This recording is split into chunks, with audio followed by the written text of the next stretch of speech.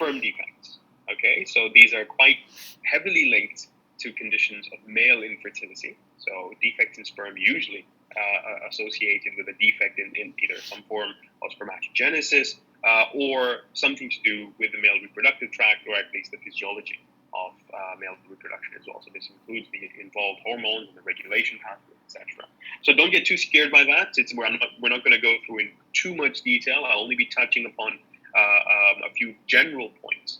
And before we get started for this, the whole purpose of this is to give to you an idea as to what kind of problems one might encounter, and maybe to touch upon a few major issues that one could expect as well, and just to prepare for you, all of the material that you've been learning in this block, what can actually go wrong, and potentially the next lecture, how these could potentially be rectified. So before we go on into actual sperm defects, we need to first keep in mind that there is an actual definition for what infertility is. Okay, and as far as the World Health Organization is concerned, infertility is actually classified as a profit disease. Okay, so there's not much in the way of stigma associated with this anymore, at least in many parts of the world. So it's actually classified as a disease of the reproductive system. Okay, and how you characterize this is actually by a failure to conceive, so a failure to have a child or become pregnant after a certain amount of time with unprotected regular sexual intercourse. Okay, so the amount of time that the WHO gives is 12 to 24 months. But this varies depending on which part of the world you are. So in the States, it's a little bit more than that. In Europe, again, it's around about 12 to 24. And in other countries, it's only about 12 months. But usually, on average, it's about 2 years, a year and a half to about 2 years. So keep this in mind when you think about what infertility is. Now, it is actually, believe it or not, quite a big issue. And this is one of the reasons why we're going through these particular lectures, to kind of describe to you why you need to know about these things. Globally, it's become so widespread in terms of outbred infertility, it seems to affect about 1 in 7 couples. So 1 out of every seven couples worldwide will be infertile. More than infertility, an issue seems to be with subfertility. So not infertility outright, but these couples will have difficulty in conceiving. And this issue seems to affect predominantly males, where 1 in 5 men worldwide are subfertile. Okay, so again, not infertile outright, but will have difficulty in conceiving. So just a brief description, we'll cover this more in the next lecture that I give you, but just a general overview, you can see that quite a few issues can be characterized into different categories of infertility. So you can have sperm-related issues, you can have ovulatory failure, tubal damage, various female conditions as well. But collectively, if you look at it on the face of it, if you just split it between male and female issues, you could argue that by and large, male and female issues, so sperm issues compared to ovulatory tubal plus all of these other issues combined, are about 50-50. So you could argue it's about 30% male and about 30% female. The issue, though, and this is a very politically correct way of looking at things, a very kind of male-dominated way of looking at things. What is often disregarded, though, is a big chunk of the pie, which is over here, called unexplained infertility, also known as idiopathic infertility. So basically what this is, as far as our knowledge is concerned, everything should be normal, but quite obviously it's not. Infertility is still occurring, so we actually don't have a clue why this infertility is occurring. However, even though we don't know why this is happening, in the vast majority of cases in this slice of the pie, the causative factor is thought to be a sperm issue or a male issue. So in reality, when you put everything together and look at the ground realities, the leading cause behind global infertility is by and large a male issue, most likely a male issue. It could be combinatorial as well, yes, but by and large, especially in terms of subfertility. So boys and girls, if anyone challenges you on this, I need you to stand up for this and state the facts, okay? It is not, a leading cause is not 50-50 between male and female. It's not female. It's most definitely a male issue. So let's split out what kind of issues we can get within the male. So what kind of sperm defects, what kind of male reproductive defects can we get? So, there's a very large chunk of the pie is testicular insufficiencies. So there's something wrong with the testes, i.e. something wrong with spermatogenesis. Either it's not happening or it's happening at a very poor rate. And going on from that, it's a direct problem with the sperm itself.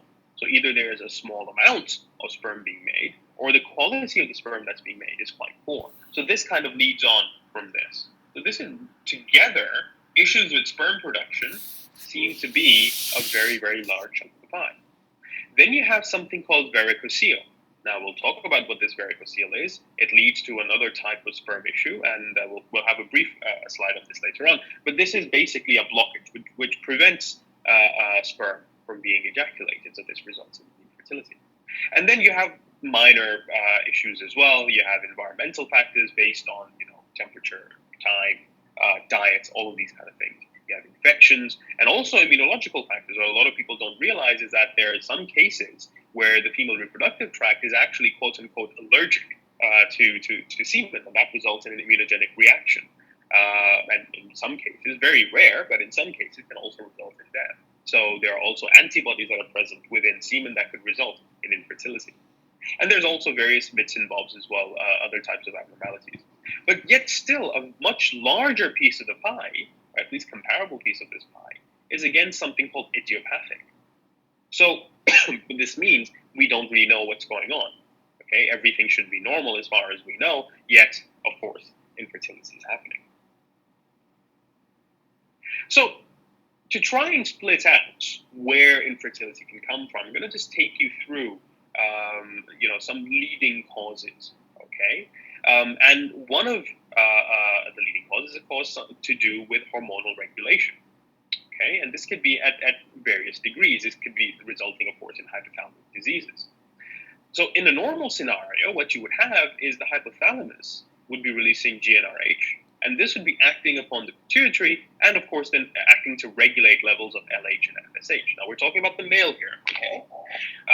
Now, levels of LH and FSH, as you know, will go to the testes or act upon the gonads. In this case, trying to cover the female as well, but in the case of the male, this would be the testis.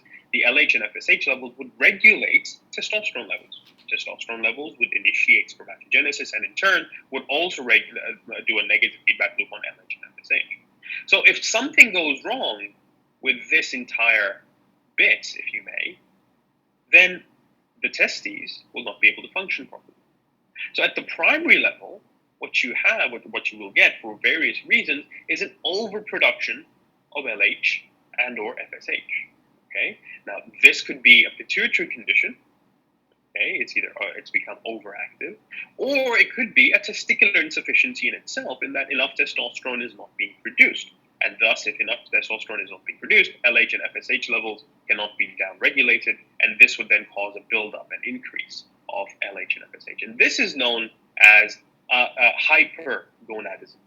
Okay, so what will happen is that levels of these hormones are too high, resulting in hyper increases of these levels, and this would result in testicular insufficiency. It could result in decrease of testicular size. On the second level, you have secondary failure, which is a complete knockout of these different things. Either the hypothalamus is not functioning properly, or the pituitary glands aren't functioning properly. And this would result in a decrease of LH and FSH. Okay? And this would result in something called androgen excess, because what would then happen is that there's nothing to feed back onto the testosterone within the testis. So testosterone levels will increase unchecked, and this would, of course, result in infertility, because too much testosterone is also very bad. So this results in hypogonadism. Okay? So don't worry too much about the various differences. You just need to remember that the key things which are being regulated are LH and FSH. Just be careful to distinguish between hyper and hypogonadism as well. And the ways in which these can be affected, so the pituitary, it could be infected, it could be, the function could be affected by many different things. It could be a tumor. There could have been previous surgery which resulted in infection, or a mishap for some reason.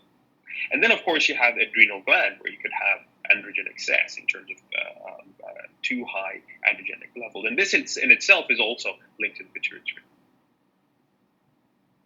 Now, that is a case where actually we might know something is going wrong, okay? Or levels of hormones, LH, FSH, and testosterone, they're actually relatively easy to try and investigate. You just do a normal blood test, right? But what if the defect is more than quote-unquote skin deep? And this is where genetic insufficiencies or deficiencies come in. And these kind of have these largely make up that idiopathic slice of the pie that we were talking about, where everything seems normal, but we don't really know what's going on. No sperm is being made, or there seems to be a testicular insufficiency, even though LH and FSH levels and testosterone levels seem to be normal. So there are various types of genetic or chromosomal issues that could also be affecting sperm conditions. So in a normal male, if you remember, you should have an X chromosome as well as a Y chromosome. But then you have conditions such as Klinefelter's, where instead of one X chromosome, you have two, giving you an XXY condition.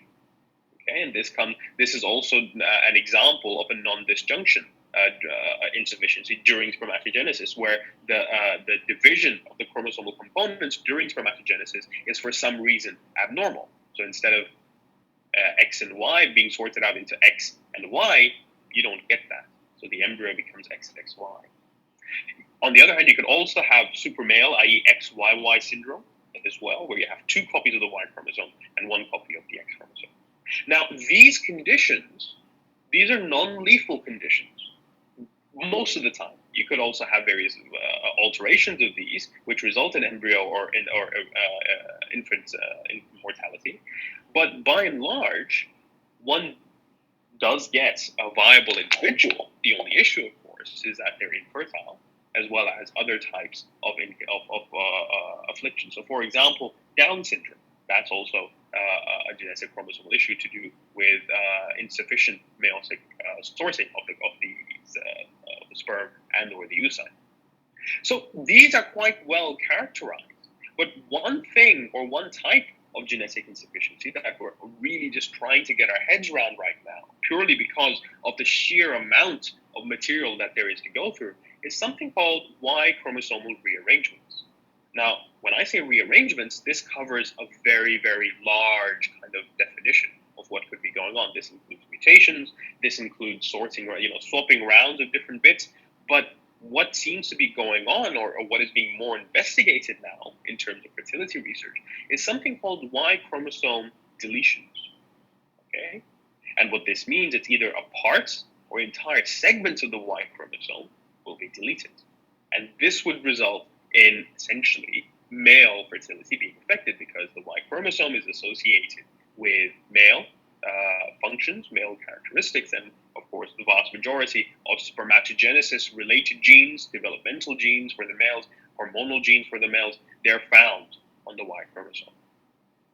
Regulations rather, and transcription factors as well. Now, one of the regions that is being studied on the Y chromosome, so this is when you have entire sections of the Y chromosome deleted. Okay, that would kind of make sense as well. But it's again much more complicated than this. You don't get entire deletions at the same time. You could also get very, very subtle mutations. So point mutations, deletions, frame shift mutations, all sorts of kind of things, which you wouldn't be able to pick up unless you do some sort of sequencing exercise. And what a lot of research has shown is that by and large, 3 different regions of the Y chromosome, or genes on 3 different regions of the Y chromosome specifically, seem to be involved in spermatogenesis, or making of sperm, rather. And these you can split out, these regions are called Azoospermia factor, so AZF. And you could split these into 3 different regions based on what kind of spermatogenesis function is being regulated. You have AZFA, AZFB, and AZFC. Okay? Now, I don't expect you to know the content of these. There are specific genes that are by and large being associated now with deficiencies in spermatogenesis present on these genes. But I don't expect you to remember these genes or any of this. But just remember that these AZF regions seem to be problematic when it comes to defects in spermatogenesis and sperm defects as well. Now, this AZF region the reason why people have really kind of latched onto this, and a lot of researchers devoted a lot of time and resources investigating this particular condition or this particular region, is that a defect in any of these regions and or all of these regions results in a condition called azoospermia, which basically means lack of sperm. Now, this name is a little bit misleading because azoospermia covers, yes, complete lack of sperm, but also a reduction of sperm as well. So, by and large, when we say azoospermia, it's not necessarily a complete lack of sperm, but it's more accurate to say it's a very, very large reduction of what you would normally expect. And the reason, again, why it's being studied is that azoospermia is actually a leading cause of male fertility around the world. Around about 1% of the global male population is directly affected by azoospermia. Okay, so about 1% of the global male population is actually quite a huge number. Now, when we try and find out what is azoospermia, you could split it into two different categories. Okay, one is obstructive azoospermia, and as this very illustrating diagram of a garden hose tangled up can illustrate, is essentially the reproductive tract contains some sort of obstacle preventing normal flow of the sperm for ejaculation to happen.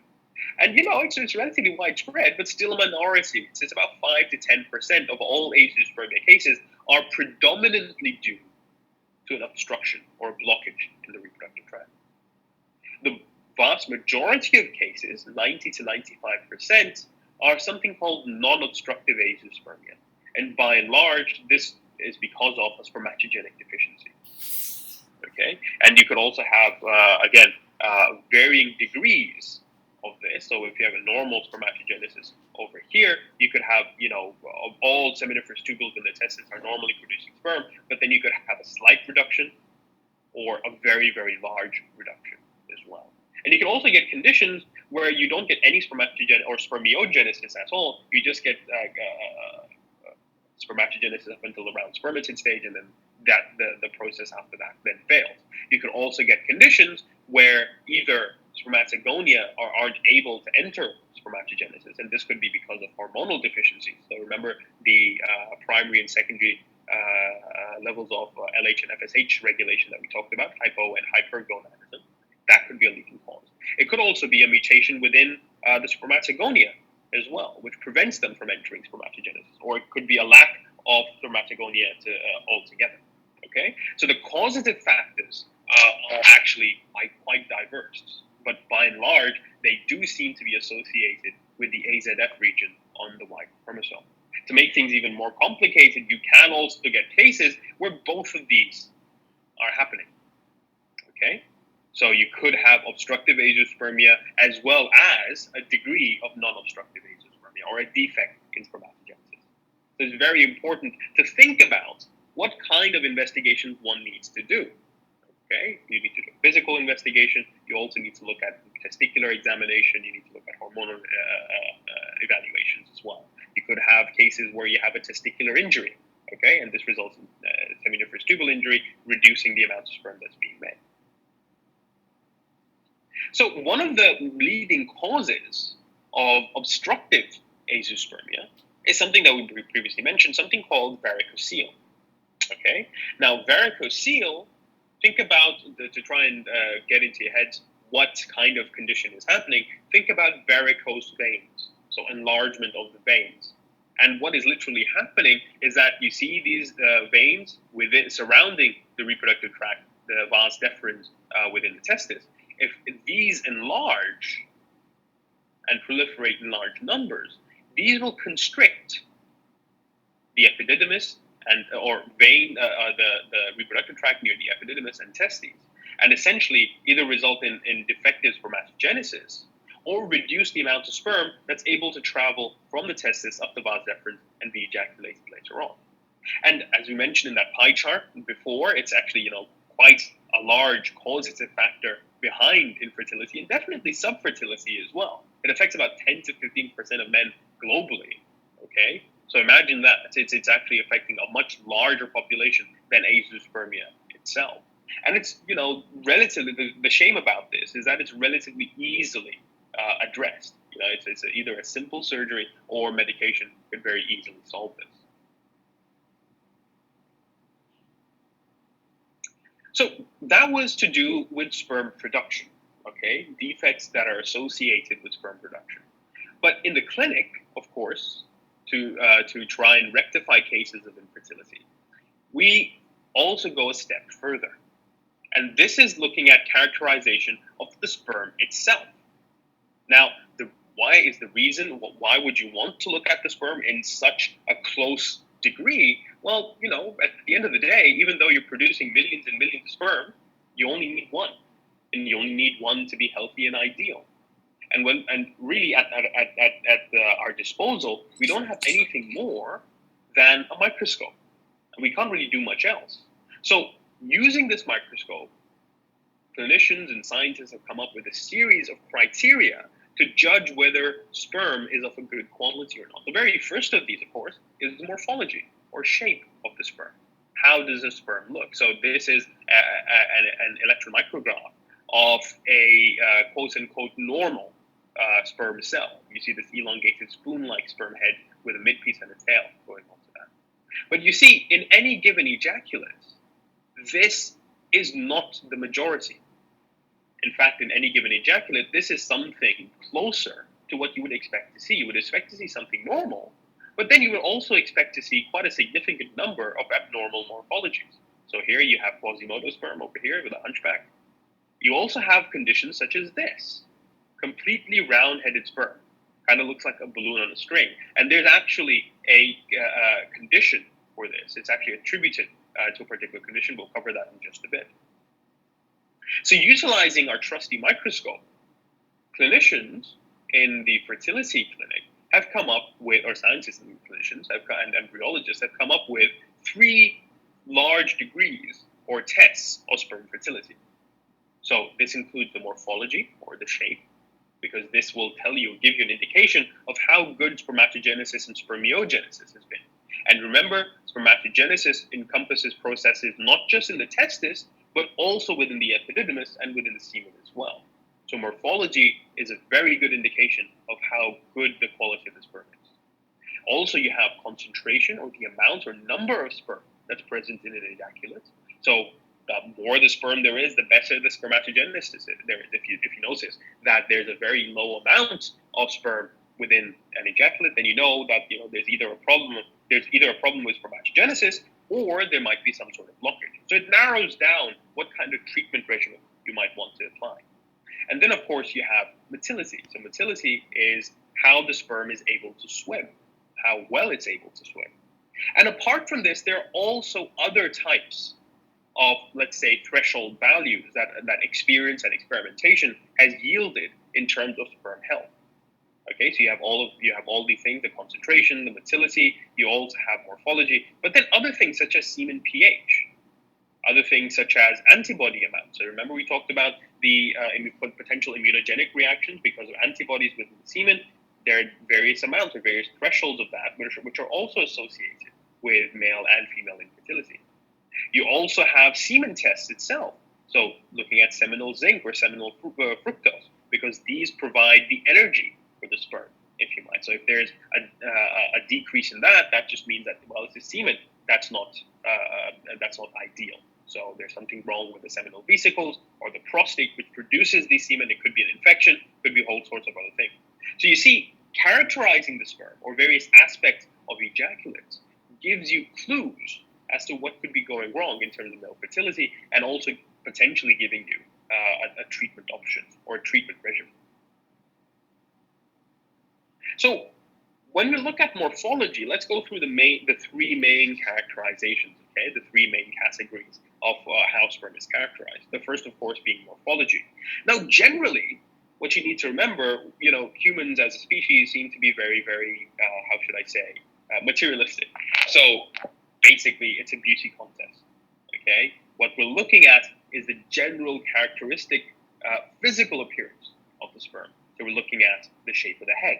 Is it too big? Is it too small? Is it just right? We're looking at the nucleus from what we can see in the nucleus. Is it condensed? Is it all spread out? Is it damaged, etc. We're looking at the acrosome. Is it there? Is it able to result in the acrosome reaction? All sorts of these things. We're also looking at the midpiece. Now, the midpiece contains mitochondria. These are the powerhouse of the cell. They provide energy for the sperm to beat the flagella and thus motility. So if the midpiece looks abnormal, it's either swollen or too small, that means that the sperm doesn't have enough power. Okay? And then, of course, you're also looking at the tail itself. So is the tail too small? Is it too long? Is it double-tailed? Is it a single tail? What's going on? If the tail is abnormal, of course, the sperm will not be able to be motile, so it won't be able to swim. Now, morphology is probably one of the first go-tos, as it were, because it's the easiest thing to look at. You just take an ejaculate, put it onto a slide and under a microscope, and that's it. Okay, and as you may know from previous lectures, you can get all sorts of different morphologies. Normal sperm like this, you can get huge heads, you can get small heads, you can get double heads, double tails. You can get all sorts of really, really abnormal looking morphologies, even within the same ejaculate. But you can also get very severe morphological abnormalities, such as this, Azoospermia. So remember this balloon on a string morphology that I talked about? This is actually quite a major issue in terms of male fertility. Azoospermia is the name. And ironically, motility is perfectly fine. So, the sperm is being able to be made, but just the head is abnormal in this way. So while the motility is fine, concentration is relatively all right as well, just a high proportion of the sperm has this appearance. And this sperm is defective in fertilization. So it's not able to fertilize the oocytes. Now, in terms of motility, you'll notice that I talked about how well the sperm is swimming. It's not just a case that the sperm is able to swim. Okay? What we want is something called progressive motility. By that, we mean the sperm needs to be able to move in a certain direction or a certain way. You don't want sperm that's just chasing its own tail, going round and round in circles. Probably won't produce very good offspring. But essentially, we need to look at not just whether or not the sperm are motile, but how well they're swimming. Okay, and in the clinic, what we can do is something called computer-assisted sperm analysis, or CASA. And this is just an example of what kind of you get. You basically, the sperm is multiple sperm are monitored by a microscope and software as well. It assigns a certain pathway and takes multiple images over about 3 to 5 seconds. And from that, you can track how the sperm is swimming. So you see these yellow dots, this is sperm, which are immotile. You see these green dots, this is sperm, which has a little bit of motility, but really it's just kind of, moving around and not really doing much. And then in red, you can see progressive motility. And even in that, you can see some sperm which are just doing loop-the-loops. They're just going round and round and round without any particular direction. And then you have sperm which is able to move in a straight line. So this is called the straight line moving sperm. They're called progressively motile. And when we're looking at motility, really as for an indication of fertility, one needs to look at progressive motility in terms of sperm. You will have sperm which are motile. They're wriggling around on the slide, able to beat their flagella. But are they able to move? That's what we're looking for.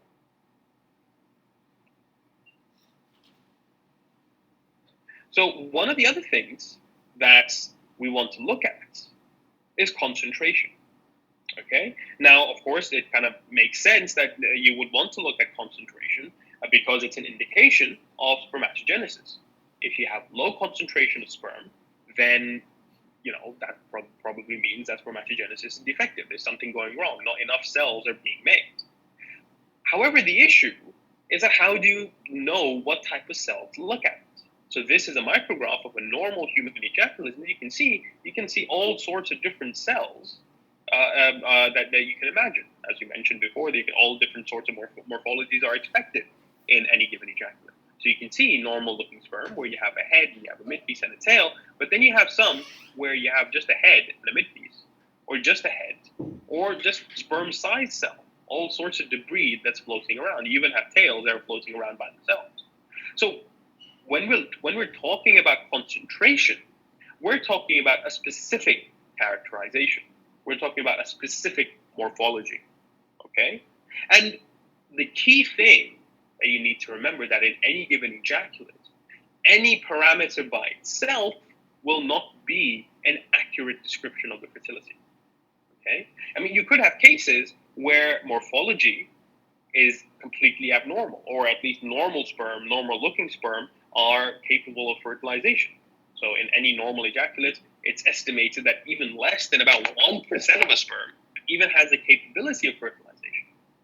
So just because a sperm looks normal doesn't necessarily mean it's going to be able to fertilize. Why? Because, well, it may not be progressively motile. Okay? So really what you're trying to look for is all of the three major indications: concentration, motility, and morphology. Only combinations of all of these within certain parameters will be able to satisfy.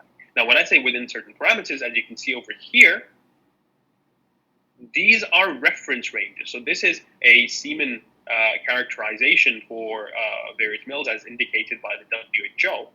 So if you'll notice, you don't have one size fits all. It's a very large amount of gray area. So there are ranges for ideal amounts. So in terms of volume, these range from 1.4 to 1.7. This is the ideal range.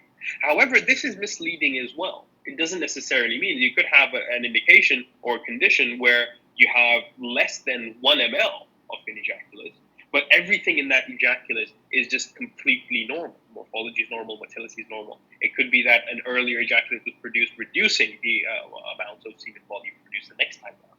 So it's multifactorial, okay? There are many gray areas, and you can't rely on just one single parameter. You have to look at a holistic view. And the other thing, of course, which is important, is also reproductive history. It's not just this one particular sample that's produced, because in any given male, one ejaculate will be completely different from the other. This is based on lifestyle, based on diet, based on mental health, all sorts of different things. Okay, so reproductive health is actually very, very simple, but also quite complicated at the same time. So what we're essentially looking for is to sort all of this into that. Just good quality sperm, good morphology, progressively motile, and insufficient numbers. Now, why would we worry about concentration and motility? And then we're nearing the end of this lecture. So just to put it into context, well, concentration, of course, remember with males, it's with sperm, it's a numbers game. Okay, it's just pure statistics. The amount of obstacles that are present in the female reproductive tract dictates that the more quantity of or proportion of healthy sperm to unhealthy sperm that's delivered to the female reproductive tract, the higher the chances that 1 or 2 or 3 sperm will be able to reach the oocyte to fertilize it. Okay? Now, the lower the number, the lower the chances. That doesn't mean that if you have a particularly low number, you're definitely going to be infertile. That's far from the case. It's just a numbers game. It reduces your chances of successful fertilization. And then, of course, with motility and morphology, this is also indicative of the composition of the sperm. So remember, you might know about thermotaxis and chemotaxis. This is in response to particular, let's say, attractants for the sperm. Now, the sperm, it has inbuilt radar, and these are present on the plasma membrane. So if there's anything wrong with the morphology of the sperm, that probably means that these antennae are lacking. So the sperm will not be able to sense changes in temperature or sense changes in chemical signals. And of course, it'll just swim around in circles and won't be able to make its way to the oocyte. Okay? So another thing, of course, and specifically to, let's say, the example of global azoospermia, these sperm, they lack the acrosome. Now, just as a reminder, what does the acrosome do? It undergoes the acrosome reaction. And the acrosomal cap, this contains digestive enzymes. Now, these digestive enzymes, they loosen up the cumulus oocyte complex, so cumulus cells which surround the oocytes, as well as digesting away the zona pellucida, which is a thick glycoprotein layer. Now, without the acrosome, naturally, the sperm will be unable to penetrate these two barriers, the cumulus oocyte complex as well as the zona pellucida.